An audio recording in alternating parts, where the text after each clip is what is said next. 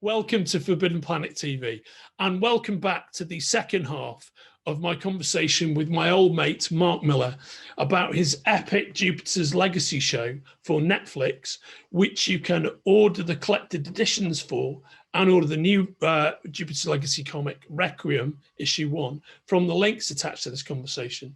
But in this second half, Mark doesn't just talk about Jupiter's Legacy, he's going to take us through a bunch of exciting upcoming projects. Take it away, Mark. Kingsman, the prequel is out in December. Yeah. And then the other things that have been made just now, I've created a spy series for Netflix, like a big spy series, like a proper big action-packed kind of thing. The first spy thing I've done since Kingsman, and it's an absolute beauty. And we're going to probably do it as a comic too, but I've created it as a TV show. And I've literally got my all-time favorite script writer to do it. He's not a comic book writer, he's a film and television writer, but he's amazing. And I'll tell you in private who it is when I say it. Okay, right, yeah. But it's a cracker, and I've read the first 2 scripts and they're just immense. It's even better than I expected. I'm loving it.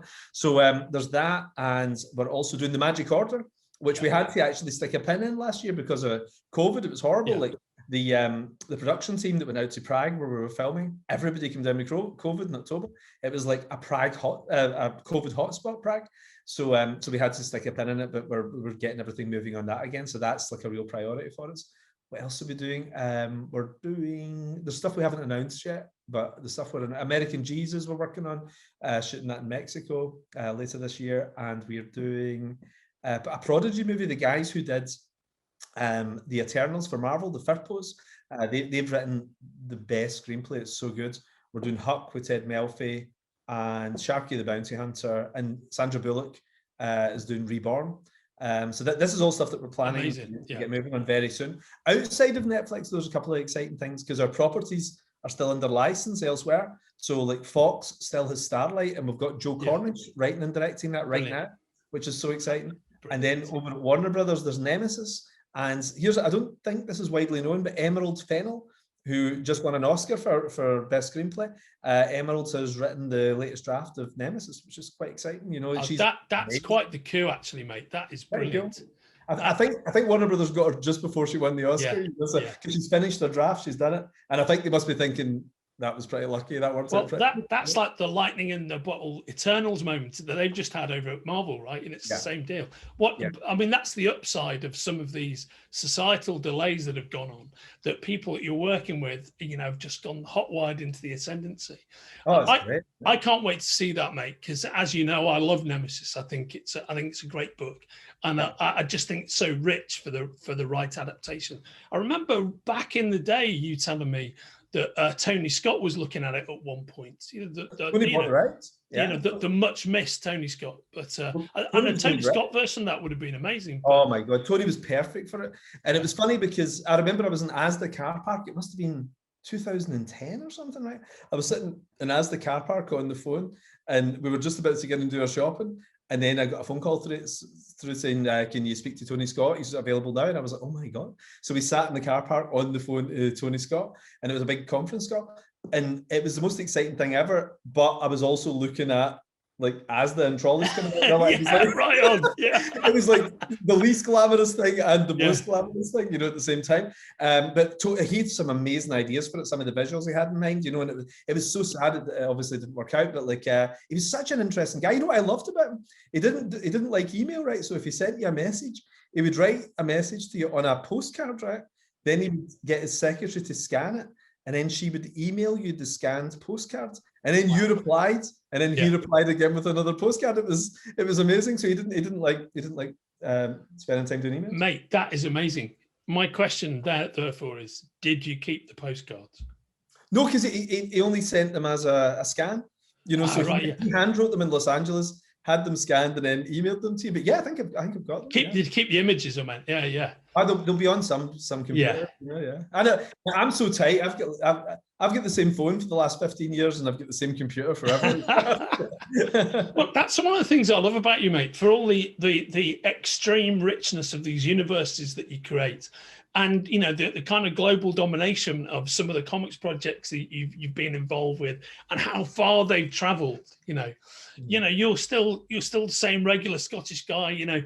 Living in your home. I mean, it must keep you absolutely grounded, having your normal, regular person life. It's all like it's all the backdrop. Cameras off. Yeah. I'm pushing people out the way. Yeah. I'm almost expecting like a kind of an old Hollywood 30s like backdrop just being pushed away by Laurel and Hardy, and you're there by the pool, with Bugs Bunny next to you, having his couch, you're there with a glass of wine, the sun's beating down on you. I can see that your family are frolicking in the pool. That would be wonderful. But it's great the way you've done that, mate. I mean, and that's got to help. That's, when your job is to be a writer and to observe and to conceptualize, that's surely got to help you in terms of your process.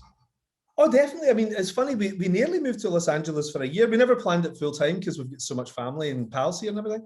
But we were actually heading off last summer before COVID. We had all our forms done. Netflix relocation team had us all set up. Then COVID happened. And see, after having spent a year away from everyone, kind of because COVID, we couldn't all hang out. The idea of doing another year was just a bit miserable, so we thought we'll just stay. But we're going to move down to the southeast. We're moving to the southeast of England, and we're going to live down there for 18 months. It's just a wee bit handier for work. We're shooting some stuff in London, and I just want to be a wee bit more on hand, come in and just keep an eye on everything, So you're going to get, am I right in thinking Netflix has built studios down here? Is that well, right? they bought Shepperton. They bought Shepperton. Brilliant. Oh, so you're going to be in striking distance of Shepperton? Yeah. I mean, I'll come in maybe 1 or 2 days a week or something, and I'll be at home writing the rest of the time. But it'll be good. I'm looking forward to it. And I really like England, and it's not that far. So being close to London and everything would just be brilliant, And my wife's actually she's from the southeast, so she can see her mum a wee bit more. I think she really missed seeing her family and COVID and everything, So being up in Scotland and locked in, so I think maybe spend a wee bit more time down there, Oh, and that's such a nice balance to have. So would you have those moments sometimes when you get the chance to be, when you get the chance to be on set, where you're walking through this and go, man, kind of all of this stuff that I dreamed of being involved in, I'm right here, I'm right in the middle of it, I'm right in the middle of a production. That must feel pretty awesome, right? You feel it for a wee second, like when you first walk on, but then there's always somebody who comes up to you and says, oh, they're really annoyed about this, or this guy needs this done. So you're immediately distracted by something else, But that wee minute when you first walk on is so exciting. And you walk on and you see people standing in these unbelievably expensive costumes that were Frank Whiteley designs or something, You see them in 3D and well-known actors walking around wearing this stuff. I mean, it's great. I mean, it really is nice. But you don't actually really think about it at the time. You think about it more later, like on the plane home or something. You think, that's pretty cool, But weirdly, the way my life works is I tend to do so many things at once that you never sort of stop and smell the roses, which is a bit of a shame. But just whenever you're busy, you know what it's like. You never really quite have time to appreciate it. But you do think this is what you wanted to do when you were 5. How lucky are we to work in comics and actually avoid the real world? Yeah. All my plan my whole life was not to do any real work, just have a laugh and do superheroes. Exactly my plan, and I know exactly how lucky you are, mate. Because that's exactly right. I mean, if you're lucky enough to work in this industry for a living and you've always loved it, you will have no doubt exactly the same response all my old mates in Merseyside do, which is this is essentially not a real job, and how did you manage to put it together? My family, until God, I was in my 30s before my family would let me pay my share of a bill when we were all out for a meal. And they used to always say, well, Mark's unemployed. And I was like, I'm working at Marvel. I'm making really good money. And they would like, no, we'll split this 5 ways. There's no way you're paying a share of this. And I think because I was in the house all day and I was dressed exactly as I was when I was like a teenager, I think they just assumed, he's unemployed, So writers, we look unemployed, but we somehow have a house. Yeah, absolutely. Yeah, no, I couldn't agree more, mate. And to close up on what's next in terms of Netflix and Jupiter's Legacy, once we're beyond this, how's it all shaping up? What, and for the TV show or for the comic books? For the TV show and for both. For the TV show, we just have to see how the numbers keep going. You know, I mean, like the way these things work is if season 1 does brilliantly, then you get season 2. If that does brilliantly, you get season 3. You know, but so far so good. I mean, it's looking really good. We're 4 days in, #1 in the world for 4 days. So everybody's got their fingers crossed. You don't want to be cocky, you know, you want to hope for the best. In terms of the books, what is very exciting is next month, we have the Jupiter's Legacy Requiem, the next part of the story, you know. So you can actually, I've written it in such a way that you can have just watched season 1 and you can just pick it up and you get it, because it's set a generation later. The way this story's told, as you know from season 1 of the show, is one story's about the main characters, the flashback story's about the parents and them getting their superpowers.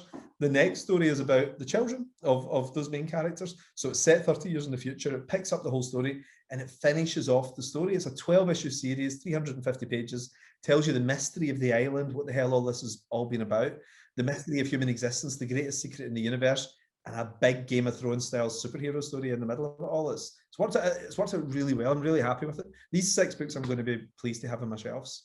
I don't always say that. I know, I get it. And we're pleased to sell them at Forbidden Planet. And you can order all of the books that we've just been talking about from the links attached to forbiddenplanet.com. So that's the Netflix collected editions of Jupiter's Legacy and the upcoming series, Jupiter's Legacy Requiem. You can order them right here. Mark, as always, it's been a pleasure, mate. Great seeing you, and I'll see you in the flesh soon. Get that pint. I'll see you in the flesh for that pint. I couldn't think of anything better, mate. Here we go. Take care, brother. All the very best to you. You too, Andy. All the best. Take care. Bye-bye. If you're enjoying watching Forbidden Planet TV and you're enjoying watching us talk to the world's most interesting and accomplished filmmakers, authors, artists, musicians, creators, subscribe right here. See you soon.